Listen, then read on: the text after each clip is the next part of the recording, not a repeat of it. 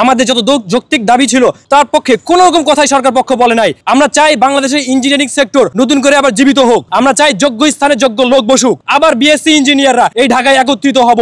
পূর্বের আন্দোলনের ভিত্তিতে যে কমিটি গঠন করা হয়েছিল তার রিপোর্ট প্রদান করে তাকে প্রজ্ঞাপনের দিকে প্রসার করার জন্য, কিন্তু সরকার পক্ষ থেকে এখন পর্যন্ত আমাদেরকে কোন রকম আশ্বাস দেওয়া হয় নাই। আমরা যে দীর্ঘ 8 মাস ধরে এই সংগ্রাম করে আসছি, এর পরিপ্রেক্ষিতে আমাদের যত যৌক্তিক দাবি ছিল তার পক্ষে কোন রকম কথাই সরকার পক্ষ বলে নাই। আমরা চাই বাংলাদেশের ইঞ্জিনিয়ারিং সেক্টর নতুন করে আবার জীবিত হোক। আমরা চাই না এখানে যারা বেশি লেখাপড়া করবে, যে যত বেশি লেখাপড়া করবে তাকে তত বেশি অযোগ্য হিসেবে বিবেচিত করা হবে। আমরা চাই যোগ্য স্থানে যোগ্য লোক বসুক। যদি এর প্রেক্ষিতে আমাদেরকে বাংলাদেশকে বাঁচানোর জন্য কঠোর থেকে কঠোর কর্মসূচি দেওয়া লাগে, আমরা ইনশাআল্লাহ তার দিকে ধাবিত হব। আগামী কালকেই আমরা আবার এখানে অবস্থান কর্মসূচি দিব, এবং এরপরেও যদি আমাদেরকে আমাদের দাবি দেওয়া সম্পর্কে আশ্বস্ত না করা হয়, তাহলে ইনশাআল্লাহ আমরা সারা বাংলাদেশ থেকে আবার বিএসসি ইঞ্জিনিয়াররা এই ঢাকায় একত্রিত হব, এবং পরবর্তীতে বাংলাদেশের যত বিশ্ববিদ্যালয় আছে, ইঞ্জিনিয়ারিং বিশ্ববিদ্যালয়, engineering college, science and technology, সমস্ত বিশ্ববিদ্যালয়ে আমরা অ্যাডমিশন পরীক্ষা বন্ধর ঘোষণা দিয়ে দেব।